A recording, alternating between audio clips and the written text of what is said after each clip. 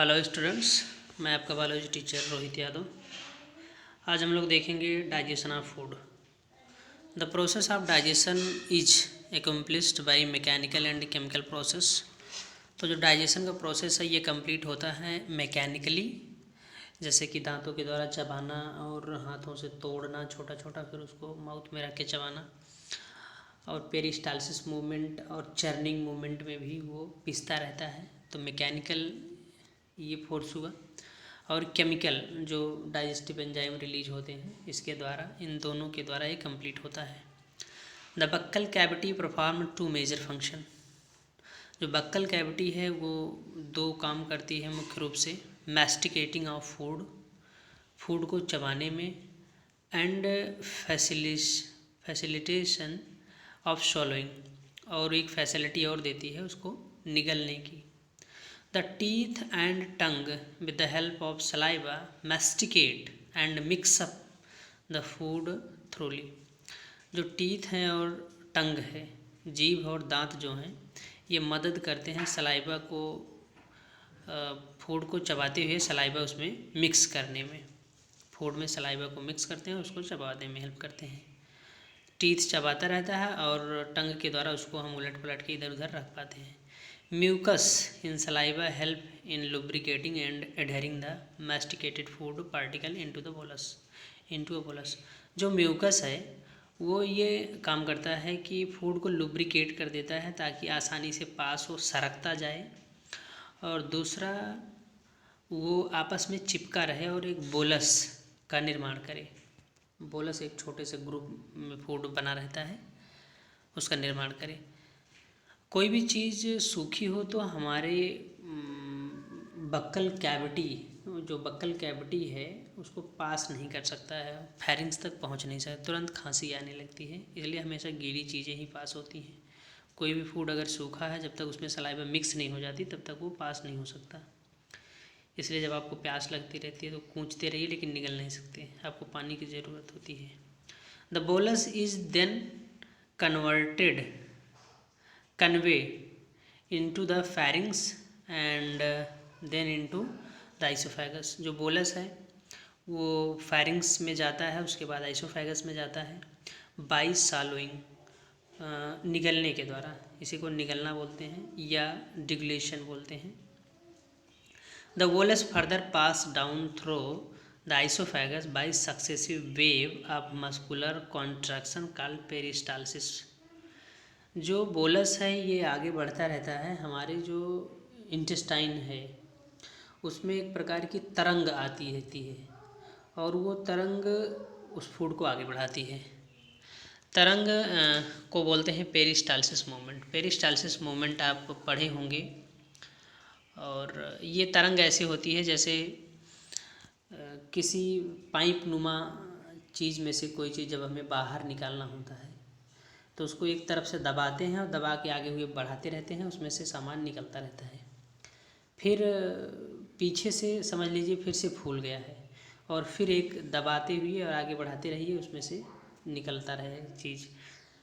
अगर यही जो हमारा टूथपेस्ट है, अगर ये राउंड आकार में हो, गोल में हो, तो हम उसमें जब पेस्ट निकालते हैं पीछे से दबा के आगे निकाल देते हैं। लेकिन अब अंतर ये है कि फिर से नहीं फूला तो वो फिर पीछे जो है सही होता आता है, फिर एक दबता हुआ तरंग आगे आती रहती है। इस प्रकार से जो है फूड आगे बढ़ता रहता है, उसको पेरिस्टालसिस मूवमेंट बोलते हैं। The bolus further pass through the oesophagus successive wave, ये हो गया। The gastro oesophageal sphincter control the pass of food into the stomach. हमने इसके बारे में बात की थी आपको। ये जो आइसोफेगस है, आइसोफेगस जब जाके स्टमक से मिलता है तो वहाँ पर एक इंस्फिंक्टर होता है जिसका कार्डियक इंस्फिंक्टर या आइसोफेगियल स्फिंक्टर बोलते हैं। तो ये जो है रेगुलेट करता है कि फूड जो है जब एक बार स्टमक में आ जाए तो दोबारा वापस ना आए। The saliva secret into the oral cavity containing electrolytes. जो सलाइवा है ये ओरल कैविटी में इसका जो सिक्रेशन है वो गिरता रहता है। उसमें बहुत सारे इलेक्ट्रोलाइट्स होते हैं, जैसे sodium, potassium, chloride, bicarbonate, and कुछ एंजाइम्स होते हैं, salivary amylase, lysozyme. Salivary amylase जो स्टार्च के डाइजेशन में हेल्प करता है। लाइसोजाइम वो एंजाइम होता है जो बैक्टीरियोसाइडल एंजाइम होता है, बैक्टीरिया को किल करता है।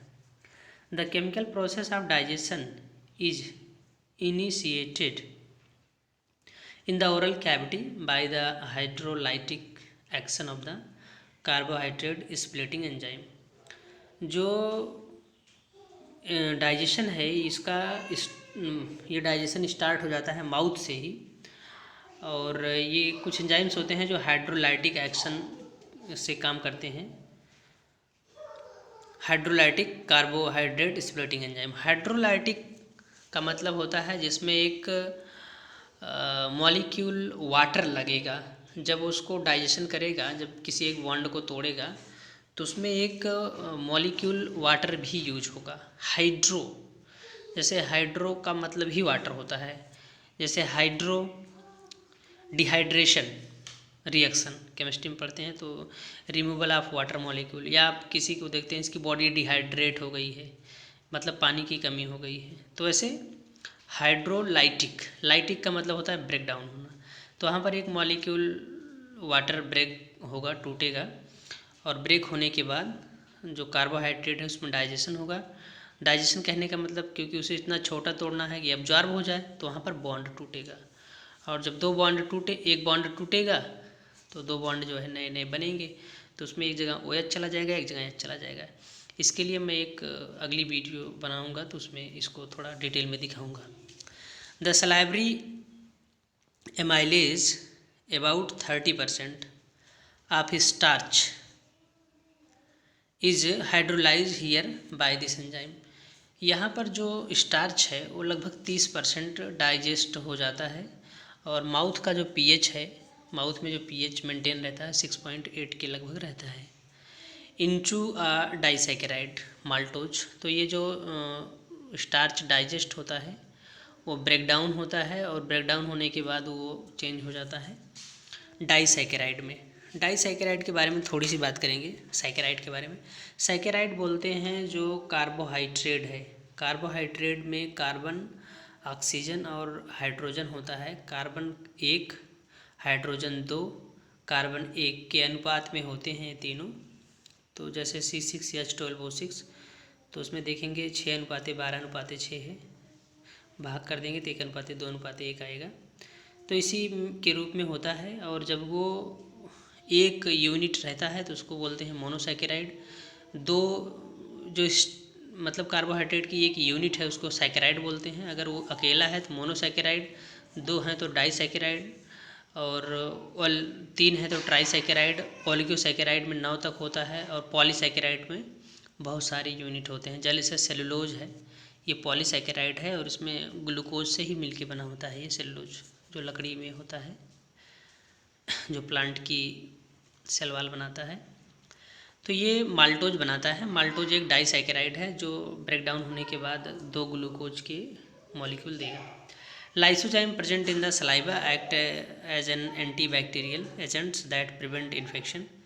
हम इसके बारे में बात कर चुके हैं। लाइसोजाइम एक ऐसा एंजाइम है जो एंटीबैक्टीरियल एजेंट्स है और इन्फेक्शन से बचाता है। स्टार्च, सलाइवरी एमाइलेज में स्टार्च जो है उसको 6.8 pH पर माल्टोज में चेंज कर देता है। The mucosa of stomach has gastric gland. जो म्यूकोसा है स्टमक की, हम लोगों ने 4 लेयर के बारे में पढ़ा था। जो म्यूकोसा है स्टमक की उसमें गैस्ट्रिक ग्लैंड्स होती हैं। Gastric glands have 3 major type of cell, namely mucus neck cell which secrete mucus. Mucus neck cell होती है जो म्यूकस को सिक्रेट करती है। इसके बाद थोड़ी देर बाद ये वीडियो आगे